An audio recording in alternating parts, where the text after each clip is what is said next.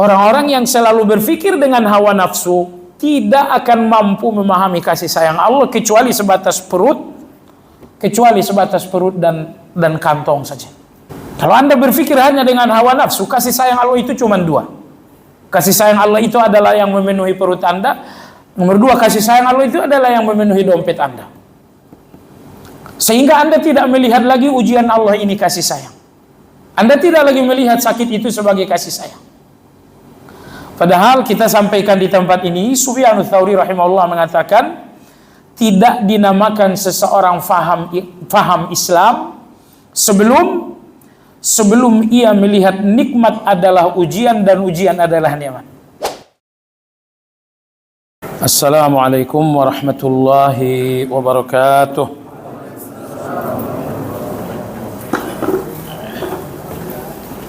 Alhamdulillah alladzi bi ni'matihi tatimmu as-salihat. Wa ashhadu an la ilaha illallah wahdahu la syarika lah. Wa ashhadu anna Muhammadan abduhu wa rasuluhu la nabiyya ba'dah. Allahumma salli wa sallim ala Muhammad wa ala alihi wa ashabihi wa man ihtada bihadihi ila yaumiddin. Ya ayyuhalladzina amanu ittaqullaha haqqa tuqatih wa la tamutunna illa wa antum muslimun. Jemaah sekalian rahimakumullah, malam ini kajian Asmaul Husna insyaallah memasuki pembahasan pada nama Allah yang ke-27, yaitu Al-Malik, yang maha berkuasa. Allah subhanahu wa ta'ala Al-Malik dalam arti maha berkuasa dengan wewenangnya yang sangat mutlak, dengan wewenang yang absolut,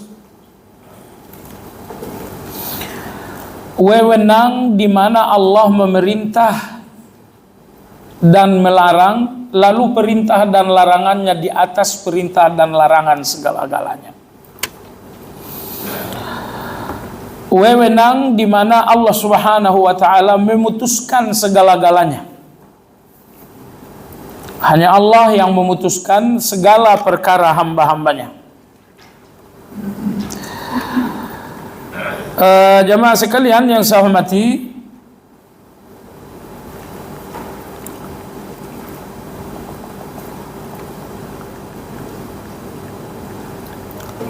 dalam surat Al-Qasas ayat yang ke-68, Allah subhanahu wa ta'ala berfirman, wa rabbuka yakhluqu ma yasha'u wa yakhtar.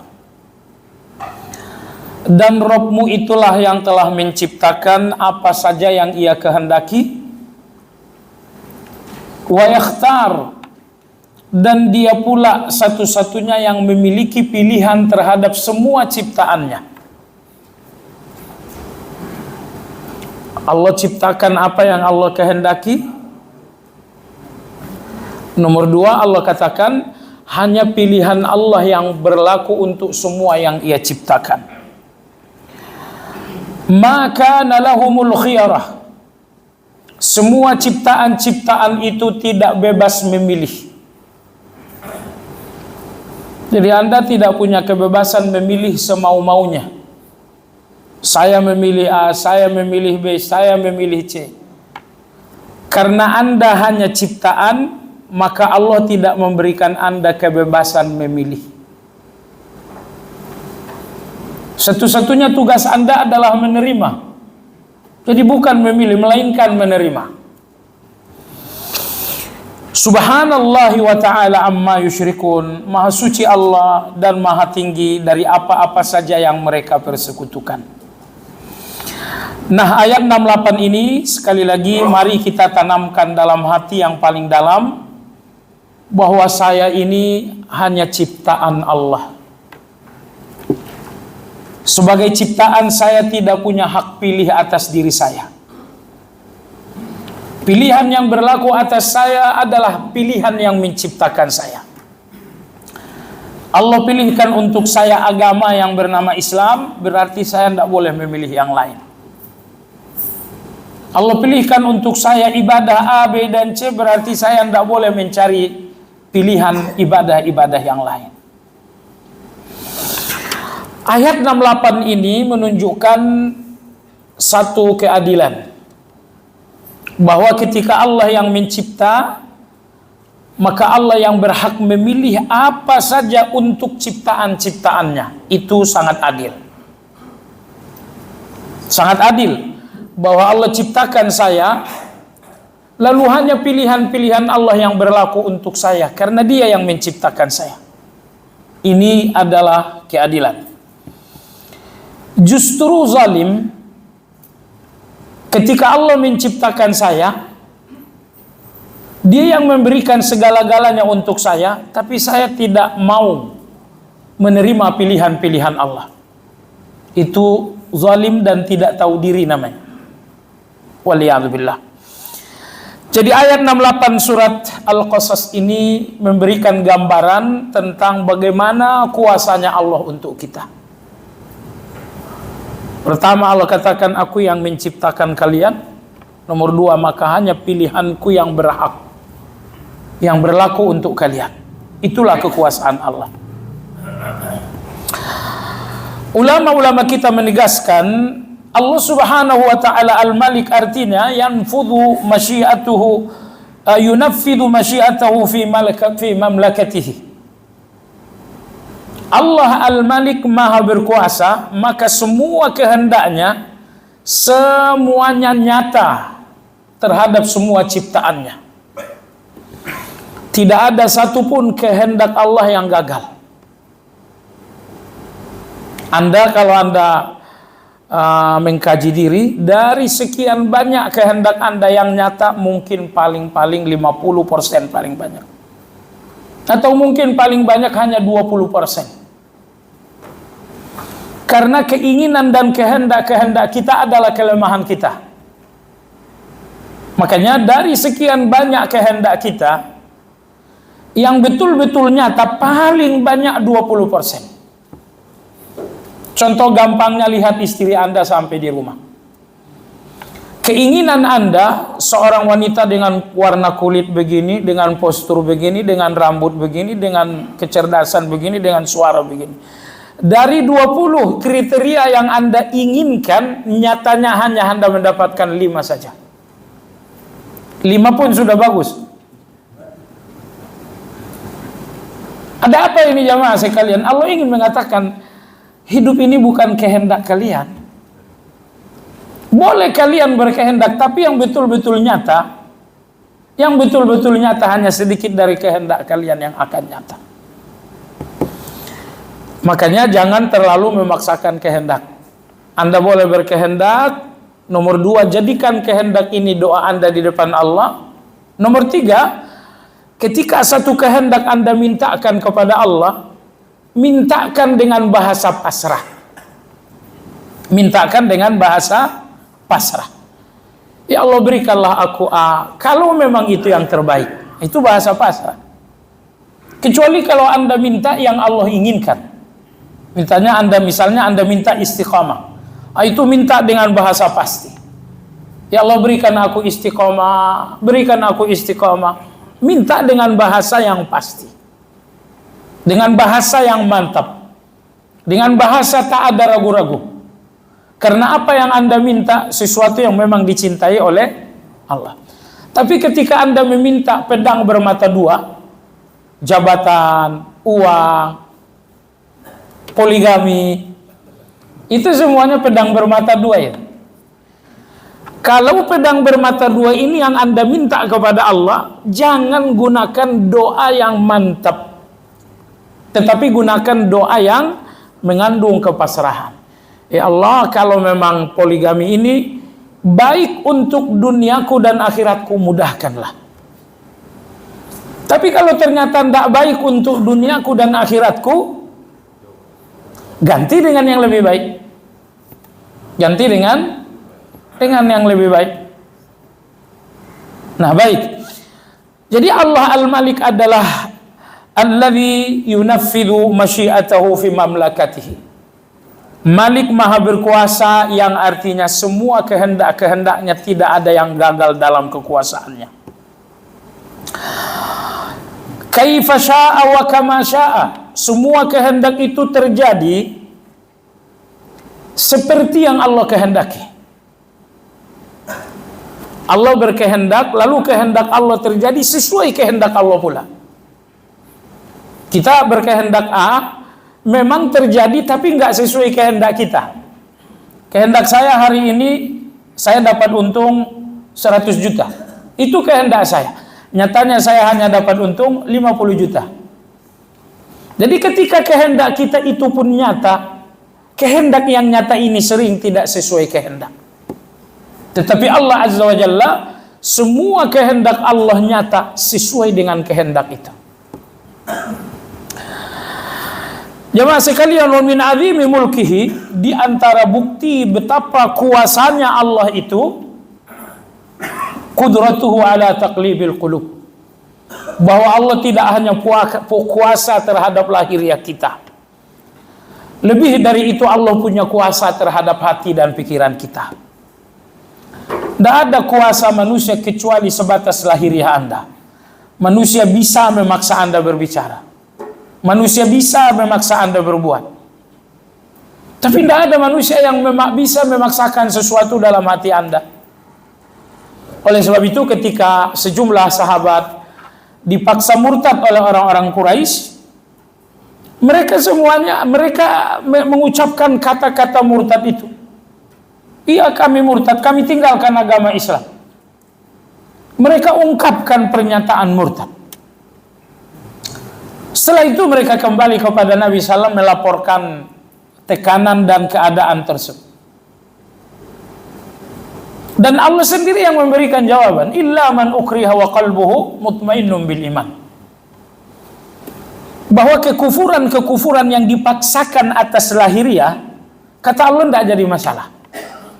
Kekufuran yang dipaksakan dalam ucapan, kekufuran yang dipaksakan dalam perilaku dan perbuatan, kata Allah tidak masalah.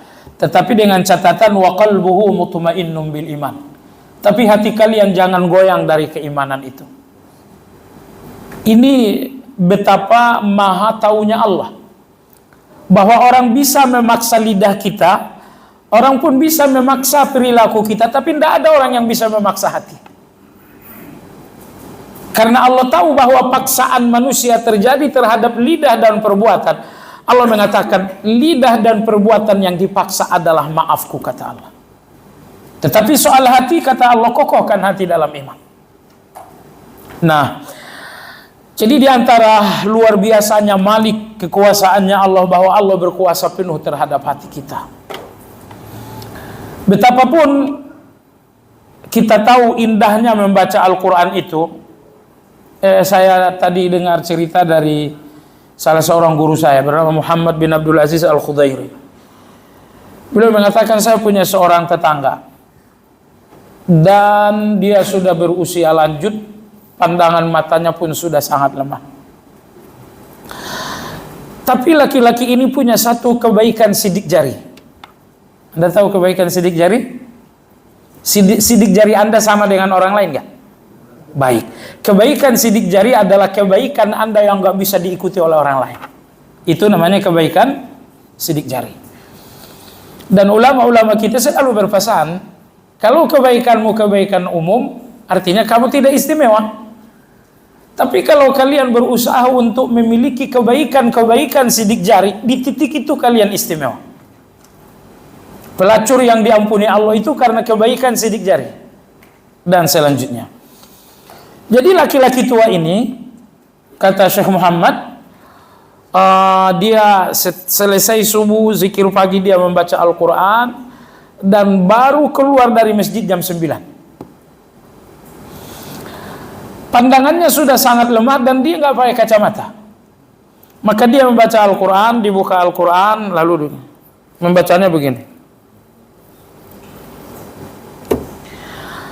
Selesai satu halaman, untuk membalik halaman berikutnya itu ada jeda waktu mungkin 2 detik. Tapi 2 detik itu nggak menjadi sampah. Karena kemudian dia memanfaatkan 2 detik itu untuk mengucapkan la ilaha illallah, la ilaha illallah. Misalnya nih mushaf mau dibalik, taruh dulu la ilaha illallah, la ilaha illallah, baru lanjut. Nanti mau balik lagi la ilaha illallah, la ilaha illallah, baru lanjut. Syekh Muhammad bercerita, saya pengen tahu sampai jam 9 berapa juz yang bisa dibaca oleh kakek ini. Maka kata beliau, saya menunggu beliau membaca Al-Quran sampai saya tertidur. Saya bangun menjelang jam 9, dia sudah memasuki membaca bara'atum minallah wa rasulihi ilal ladzina ahadtum minal musyrikin. Artinya juz 10. Jadi dari pagi sampai jam 9 10 juz setiap hari. Nah, cerita ini kan indah ini. Indah bukan? Tapi untuk cerita ini menjadi motivasi Anda, menjadi semangat, menjadi keinginan Anda kan tidak bisa. Maka besok pagi kita bangun tetap saja cerita ini hanya cerita dan kita nggak punya keinginan seperti itu. Nah, maksud saya adalah banyak kebaikan kita tahu, tapi untuk kebaikan itu jadi keinginan itu kuasanya Allah. Banyak kebaikan kita tahu, tapi untuk kebaikan itu menjadi keinginan kita adalah kuasanya Allah. Anda tidak bisa membuat hati Anda berkeinginan ini, hati Anda berkeinginan, enggak bisa. Maka kebaikan dalam hati Anda sepenuhnya adalah kuasa Allah Subhanahu wa ta'ala. Makanya diajarkan kita oleh Nabi doa, Allahumma ya muqallibal qulub tsabbit qalbi, Allahumma ya musarrifal qulub sarrif qalbi. Ya Allah yang membolak-balik hati, kokohkan hati ini dalam agamamu. Ya Allah yang membolak-balik hati, selalu arahkan hati ini pada ketaatan. Bagian pertama penting, bagian kedua penting. Yang pertama, kokohkan hati ini. Karena Allah dalam sedetik bisa mencabut iman itu dari hati kita. Bisa banget. Karena saya sudah bilang, hati itu ada dalam tubuh Anda, tapi semua gerakannya di tangan Allah Azza wa Jalla. Maka Anda nanti selesai salat Isya, jam 9 Anda murtad, auzubillah. Bagi Allah itu gampang sekali. Tidak mudah bagi Allah mencabut iman dari hati Anda. Makanya hati-hatilah kalau kurang-kurang syukur terhadap nikmat ini nanti dicabut oleh Allah. Allahumma ya musarrifal qulub sarrif qalbi ala ta'atik. Ya Allah yang selalu mengarahkan hati, arahkan hati ini selalu pada ketaatan, selalu pada ketaatan. Baik jemaah sekalian yang saya hormati, di antara bukti kuasanya Allah bahwa Allah menyatakan akan berkuasa terhadap sesuatu yang belum terjadi. Hari kiamat itu belum terjadi. Tapi dari berabad-abad yang lalu Allah sudah katakan nanti aku yang berkuasa pada hari kiamat. Maliki yaumid. Padahal yaumuddin, hari kiamat itu masih berabad-abad lagi dari turunnya Al-Quran. Tapi walau hari kiamat masih berabad-abad dari turunnya Al-Quran, Allah sudah menyatakan nanti pada hari kiamat aku yang berkuasa. Dan ini adalah kuasanya Allah. Bahwa Allah nyatakan kekuasaannya atas hari, padahal hari itu belum ada. Baik. Jemaah sekalian yang saya hormati, Al-Malik dalam Al-Quran digandengkan dengan Al-Haq sebanyak 2 kali. Pertama Anda lihat pada ayat 116 surat Al-Mu'minun. Satu lagi dalam surat Thaha. Dalam surat Thaha. Allah Subhanahu wa ta'ala berfirman, Fata'ala Allahul Malikul Haq. La ilaha illa huwa Rabbul Arshil Karim. Surat Al-Mu'minun. Dalam surat Thaha Allah Subhanahu wa ta'ala berfirman, Fata'ala Allahul Malikul Haq. ولا تعجل بالقرآن من قبل أن يقضى إليك وحيه وقل رب زدني علما. Ayat 114. Jadi ayat ini betul-betul sama, betul-betul mirip ya. Fata'alallahul malikul haq. 114 surat Taha. Lalu 116 surat Al-Mu'minun. Fata'alallahul malikul haq. Diulang 2 kali. Jadi Al-Malikul Haq disebutkan dalam At-Taha dan disebutkan juga dalam surat Al-Mu'minun. Apa artinya? Al-Malikul Haq artinya adalah yang maha berkuasa dengan sesungguhnya. Jadi rupanya Allah ingin agar kita jangan tertipu dengan yang di depan mata. Seolah Allah mengatakan yang di depan mata kalian bukan penguasa yang sesungguhnya. Al-Malikul Haq, penguasa yang sesungguhnya adalah Allah. Maka Al-Malikul Haq disebutkan 2 kali dalam Al-Quran agar tertanam dalam hati kita bahwa kekuasaan yang sesungguhnya di tangan Allah Azza wa Jalla. Yang sekarang ini hanya kekuasaan pinjaman saja. Di sini presiden meminjam kekuasaan, di sana sultan meminjam kekuasaan, di negeri yang jauh seorang raja meminjam kekuasaan. Bukan meminjam, dipinjamkan oleh Allah Azza wa Jalla. Baik. Jemaah sekalian yang saya hormati, di antara indahnya kuasa Allah bahwa kuasa itu tidak dipisahkan oleh Allah dari kasih sayang. Maka dalam surat Al-Fatihah Allah sebutkan Ar-Rahmanir Rahim. Setelah itu Allah sebutkan Maliki Yaumiddin. Jadi Allah tidak mendahulukan Malik baru Ar-Rahmanir Rahim, tetapi Allah mendahulukan 2 rahmat. Setelah itu Allah menyebutkan Malik. Malik dalam surat Al-Fatihah, Anda tahu bisa dibaca panjang, bisa dibaca pendek. Maliki Yaumiddin, siap? Boleh? Boleh juga pendek. Maliki Yaumiddin. Jadi Allah itu sebagai Malik atau sebagai Malik tidak lepas dari Ar-Rahmanir Rahim. Allah penyayang sebagai Malik, Allah pun penyayang sebagai Malik. Nah, sesungguhnya Anda tahu kalau kekuasaan dilepaskan dari kasih sayang, maka kekuasaan ini akan menjadi kezaliman. Tetapi Allah tidak berkuasa kecuali dengan kasih sayangnya. Bahkan Allah menggunakan 2 kasih sayangnya dalam menggenggam kekuasaan. Ar-Rahman, Ar-Rahim, Maliki Yaumiddin. Baik. Dan ini indah sekali karena Ar-Rahmanir Rahim menghasilkan harapan. Dan Maliki Yaumiddin ini membuahkan rasa takut. Takut dan harap. Dan hati ini harus di antara takut dan harap itu. Takut tanpa harap putus asa, harap tanpa takut nanti akan berlebihan. Baik. Jemaah sekalian yang saya hormati, penulis mengatakan Al-Malik mulkullahi ta'ala wa malakutuhu sultanuhu wa azamatuhu wa izzatuhu. Kekuasaan Allah artinya adalah kerajaannya. Walillahi mulkus samawati wal ard. Dan Allah pemilik kekuasaan di langit dan di bumi. Yakhluqu ma yasha. Dengan kekuasaan itu dia ciptakan apa yang dia kehendaki. Yahabu liman yasha'u inathan. Dengan kekuasaan itu ia berikan kepada sebagian kalian anak hanya perempuan saja. Wa yahabu liman yasha'u dzukur.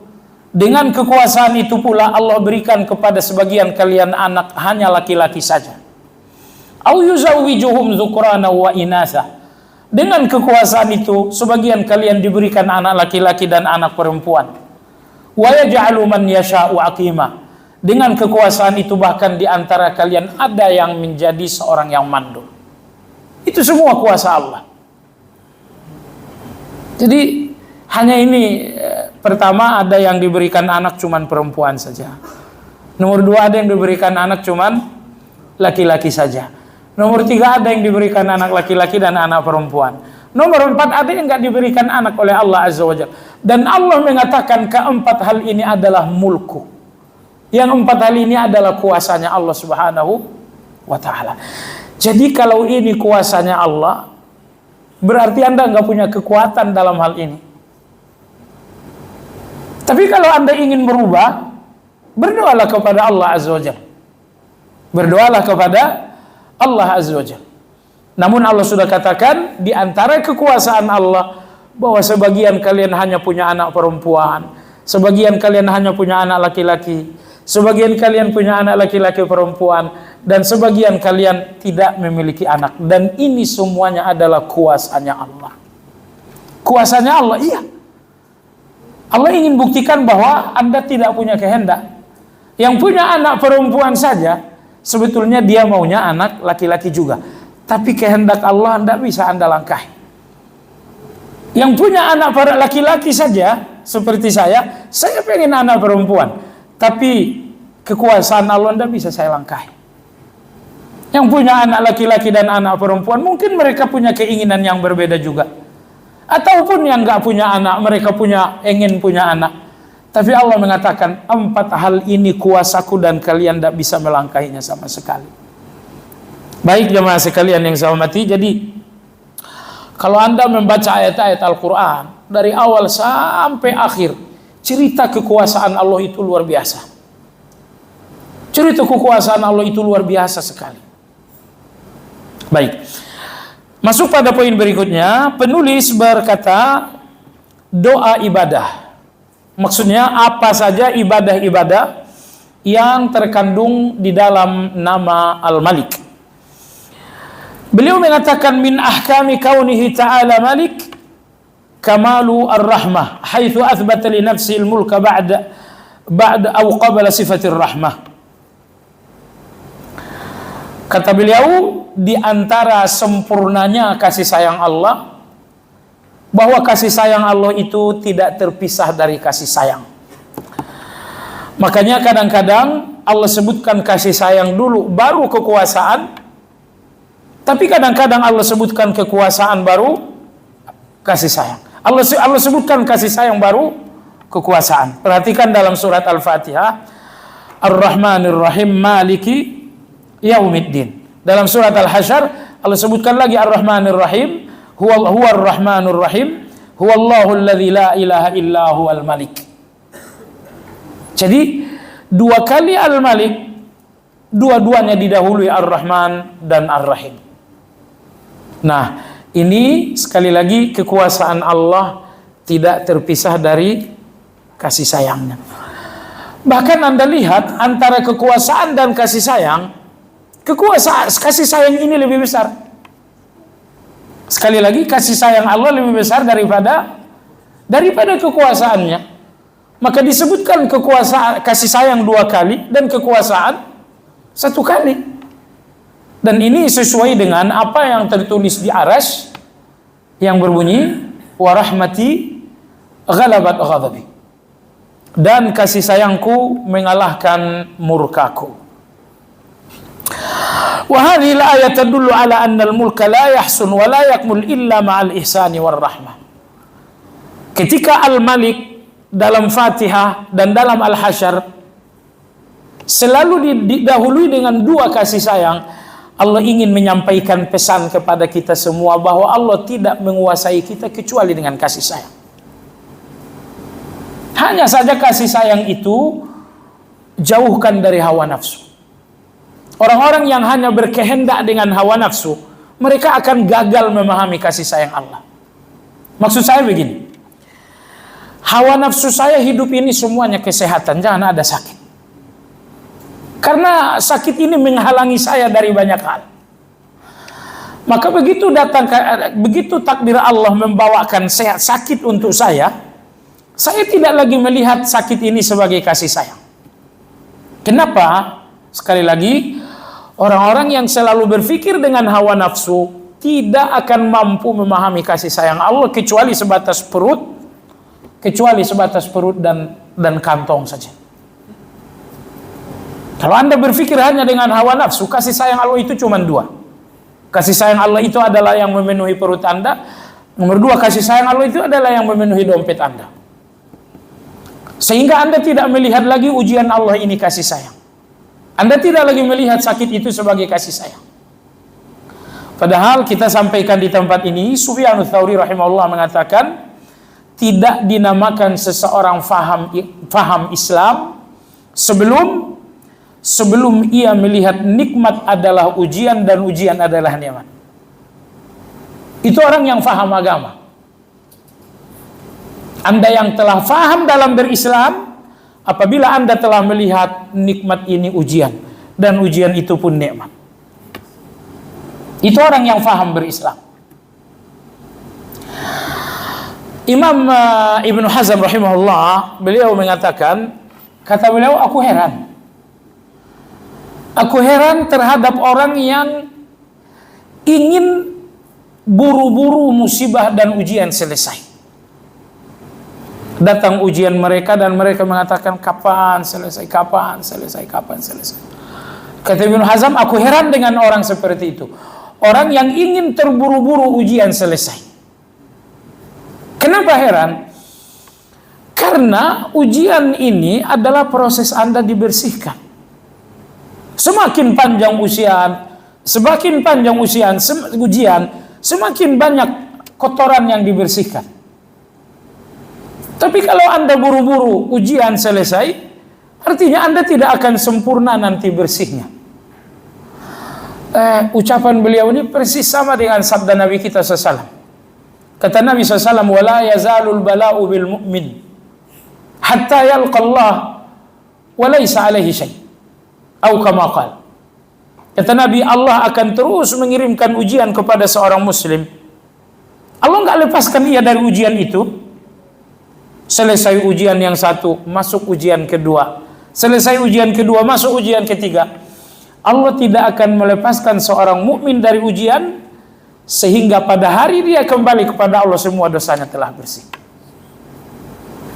Ternyata tujuan Allah dengan ujian ini membersihkan. Jadi kalau seminggu Anda dalam ujian, seminggu Anda dibersihkan.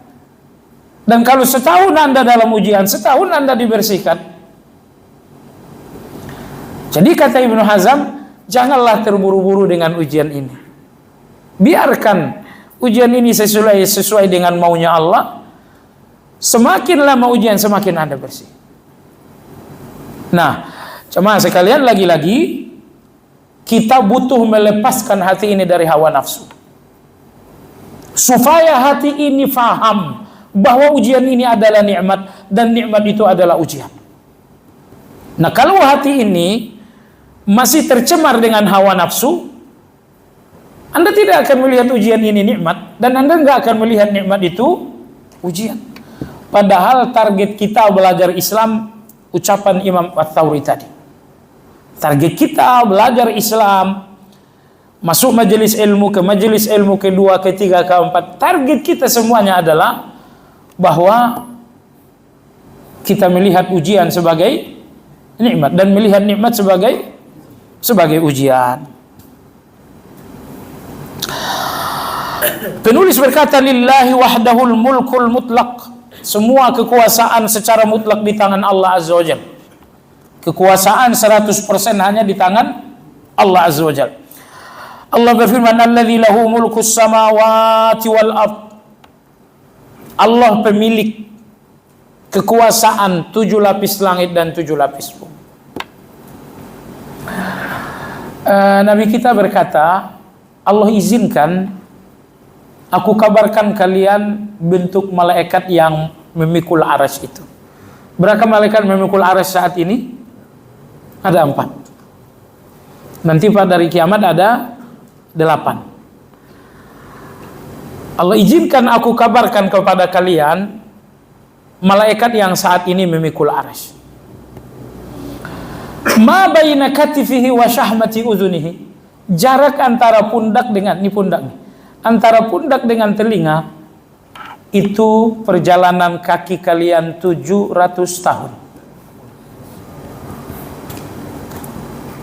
Padahal jarak dunia ini, jarak bumi dengan langit itu cuman perjalanan 500 tahun. La haula wala quwata illa billah. Jarak bumi dengan langit pertama itu 500 tahun. Nah, leher malaikat ini 700 tahun. Ya, kita kumandangkan azan sebentar. Masuk waktu kan?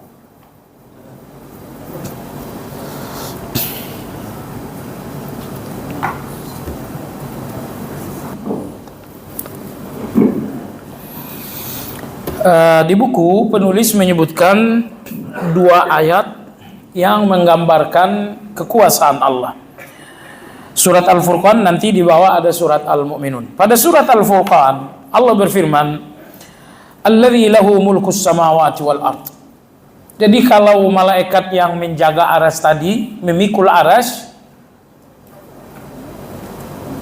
antara bahu dengan telinganya 700 tahun perjalanan kita. Anda bisa bayangin betapa besarnya malaikat itu. Tapi itu budaknya Allah. Itu budaknya Allah itu. Jika itu saja budaknya Allah, lalu Anda bisa bayangkan betapa agungnya kekuasaan Allah itu. Betapa agungnya kekuasaan Allah itu. Alladzi lahu mulkus samawati wal ard wa lam yattakhidh waladan. Dan Allah tidak punya anak. Wa lam yakul lahu syarikun fil mulk. Dan tidak ada sekutu bagi Allah dalam kekuasaannya. Wa khalaqa kulla syai'. Allah yang menciptakan segala-galanya, faqaddarahu taqdira. Lalu Allah menetapkan takdirnya dengan sesungguhnya. Jadi dalam ayat ini beberapa hal yang menunjukkan betapa absolutnya kekuasaan Allah. Yang pertama, Allah nggak punya anak. Yang kedua, Allah nggak punya sekutu. Di dunia ini tidak ada yang berkuasa tanpa sekutu. Apakah sekutunya bernama partai atau sekutunya dengan nama-nama lain? Tapi adakah di dunia ini orang yang berkuasa tanpa sekutu? Tidak ada. Kemudian nomor 3 menunjukkan betapa mutlaknya kekuasaan Allah. Wa khalaqa kulla syai'. Allah menciptakan segala-galanya. Jadi Allah berkuasa terhadap ciptaannya sendiri. Allah tidak berkuasa kepada rakyatnya, tetapi terhadap ciptaannya sendiri. Faqaddarahu taqdira. Kekuasaan Allah berikutnya bahwa Allah menetapkan segala-galanya. Jadi Allah ciptakan kita, lalu Allah tetapkan rezekinya, Allah tetapkan ajalnya, Allah tetapkan amalnya. Dan semua ketetapan-ketetapan Allah ini terjadi tanpa satupun yang gagal. Berapa ketetapan Allah untuk Anda? Jangankan dalam usia gitu ya, dalam 1 detik saja ketetapan Allah jumlahnya berapa. Dan semua ketetapan Allah, dan hanya Allah yang tahu ketetapan. Makanya dalam zikir pagi kita katakan wa midada kalimati, bahwa kalimat-kalimat Allah ini jumlahnya tidak bisa dihitung. Karena setiap ketetapan Allah itu adalah kalimat-kalimatnya Allah Azza wa Jalla. Nah, berapapun ketetapan Allah untuk kita, satu pun tidak ada yang gagal. Semuanya terjadi. Ayat 88 surat Al-Mu'minun, di sini penulis menyebutkan bentuk lain dari kekuasaan Allah. Qul man biyadihi malakutu kulli syai'. Tanyakan kepada mereka Muhammad, di tangan siapakah kekuasaan itu terdapat? Wa huwa yujiru wa la yujaru alaih. Dialah yang melindungi dan tidak ada yang terlindungi darinya.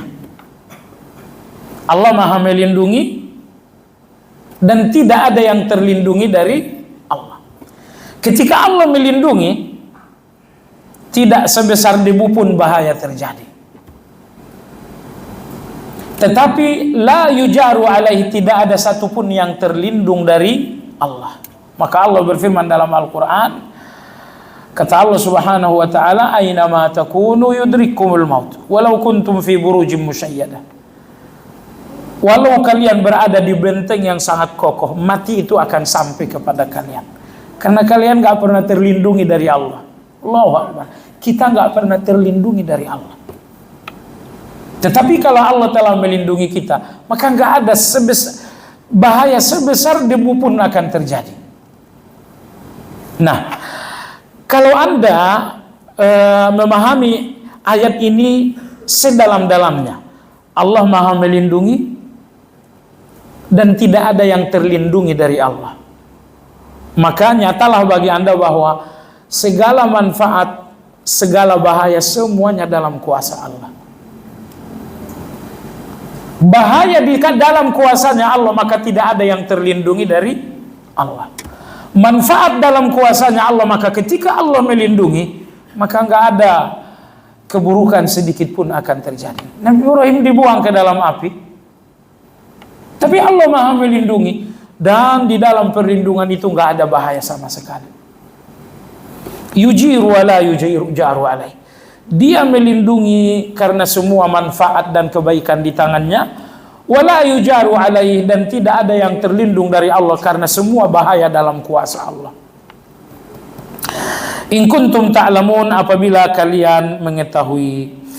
Jemaah sekalian yang saya hormati, ibadah terbesar Anda terhadap yang kekuasaannya seperti yang tadi kita bicarakan, ibadah terbesar Anda salah satunya adalah senantiasa beradab kepada Allah.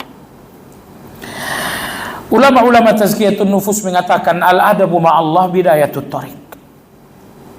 Artinya, adab dan kesantunan kepada Allah adalah awal perjalanan. Kita semua berjalan, ada yang kita berjalan kepada Allah melalui pintu salat. Terkadang kita berjalan menuju Allah melalui pintu zikir. Tetapi kata ulama-ulama kita, adab kepada Allah, santun kepada Allah adalah awal dari perjalanan-perjalanan ini. Ketaatan orang munafik tidak diterima oleh Allah karena ketaatan mereka jauh dari adab, jauh dari kesantunan. Imam Abu Ali Ad-Daqqaq rahimahullah, beliau mengatakan, amal-amal saleh menyampaikan kalian kepada surga, tetapi adab menyampaikan kalian kepada Allah. Amal-amal saleh menyampaikan kepada surga, tetapi adab menyampaikan seseorang kepada Allah Subhanahu wa taala. Abdullah bin Mubarak rahimahullahu taala, beliau mengatakan, kita lebih membutuhkan sedikit adab daripada banyak ilmu. Nih, ada ilmu 5 gudang, tapi ada adab 1 kamar. Mana yang lebih dibutuhkan? Kata Abdullah bin Mubarak, kita lebih membutuhkan sedikit adab daripada banyak ilmu. Sebagian ulama mengatakan al-adabu ma'allah alamatul qabul. Kesantunan seseorang kepada Allah menunjukkan bahwa dia diterima oleh Allah. Sekali lagi, kesantunan dan adab Anda kepada Allah Azza wa Jalla indikasi kuat bahwa Allah menerima Anda. Orang-orang yang tidak diridhai Allah, mereka nggak ada adab sama Allah Subhanahu wa taala. Nah, Imam Ibnu Qayyim rahimahullah dalam kitab Madarijus Salikin, beliau mengatakan 3 kunci adab kepada Allah Subhanahu wa taala. Kepada yang Maha berkuasa, kepada yang kuasanya 100%, jaga adab. Jadi, adab kepada Allah, kata Imam Ibnu Qayyim, ada dalam 3 hal. Pertama adalah siyanatu muamalatihi an yashunahu naqisatu. Pastikan bahwa muamalah Anda dengan Allah tidak tercederai dengan cacat. Semua ibadah ini adalah muamalah seorang hamba dengan Allah. Dengan manusia muamalah kita berdagang, kita berinteraksi, itulah muamalah kita dengan manusia. Tetapi dengan Allah muamalah kita adalah zikir, muamalah kita adalah ibadah. Orang yang beradab, kata Imam Ibnu Qayyim rahimahullah, muamalah mereka kepada Allah tidak ada yang tercederai dengan cacat. Sebentar lagi kita akan bermuamalah dengan Allah, salat Isya. Orang yang betul-betul santun dan beradab kepada Allah, niscaya muamalah yaitu salat isya ini tidak tercederai dengan cacat. Gak ada cacat, gak ada kekurangan, tidak ada noda yang mencemari muamalah ini. Tidak tercederai dengan pikiran yang kemana-mana, tidak terkotori dengan gerakan yang lalai. Kalau gerakan Anda gerakan uzur silakan saja. Tapi kalau gerakan lalai itu cedera, itu mencederai. Jadi ini adab yang pertama. Adab yang pertama kepada Allah, pastikan bahwa muamalah Anda dengan Allah tidak ada yang tercederai dengan cacat yang disengaja. Yang kedua, siyanatu qalbika an yaltafita ila ghairihi. Oh, ini adab yang kedua. Hati Anda kata Imam Ibnu Qayyim, jangan menoleh kepada selain Allah. Hati ini jangan menoleh kepada selain Allah. Kadang-kadang dalam hati ini ada rasa takut, lalu kita menoleh kepada Pak Polisi. Jadi jangankan mengharapkan Pak Polisi, menolehkan pertolongan kepada polisi pun jangan. Misalnya Anda butuh uang, tiba-tiba datang seorang kawan yang banyak uang. Bagian dari adab Anda, kata Imam Ibnu Qayyim, walau Anda butuh uang dan di samping Anda ada orang yang banyak uang, jangan sampai hati ini menoleh kepada selain Allah.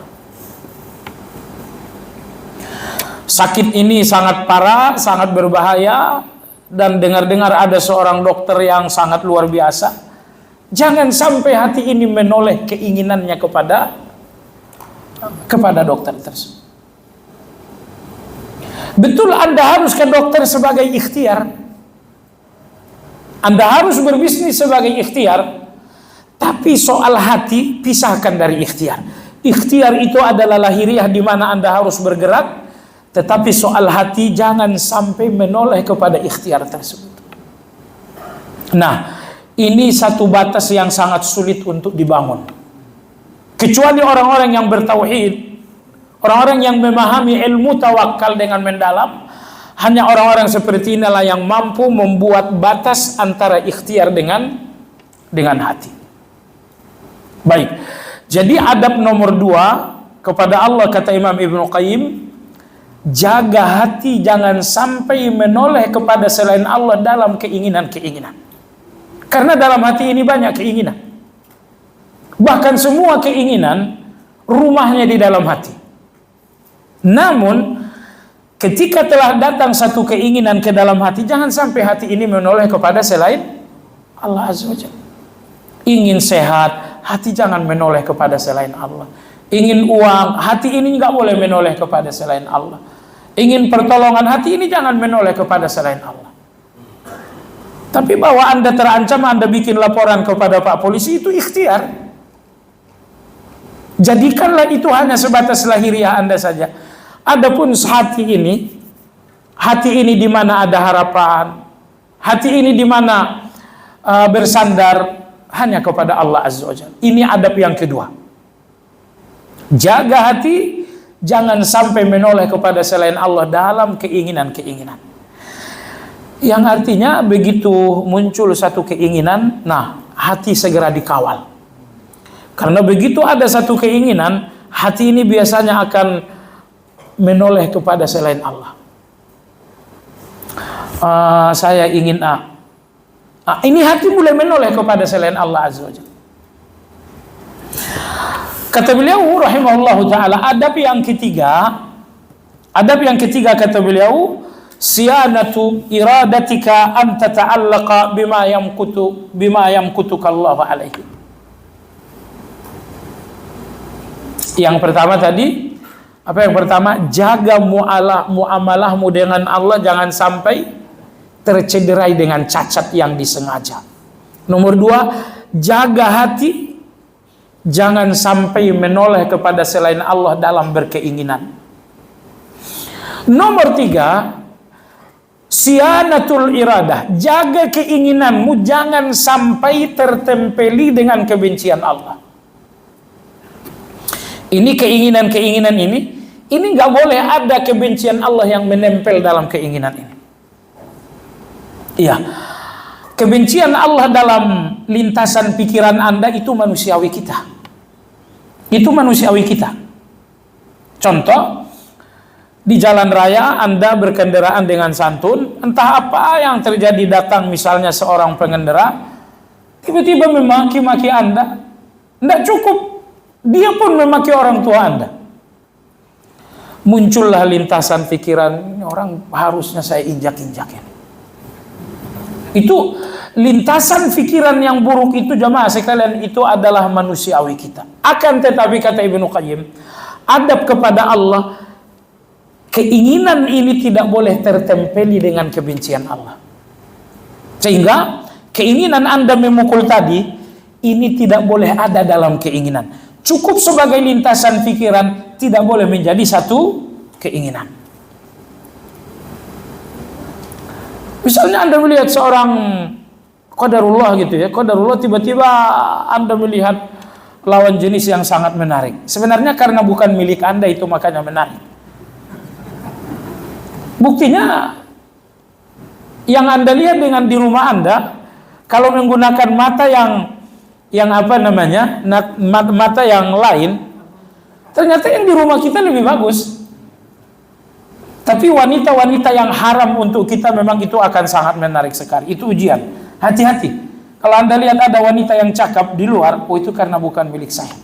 Seandainya saya memilikinya, ini pasti nilainya cuma nilai 5. Baiklah jemaah sekalian, mungkin setelah melihat seorang wanita yang fisiknya anggaplah sangat sempurna, mungkin ada lintasan pikiran A, B, atau C.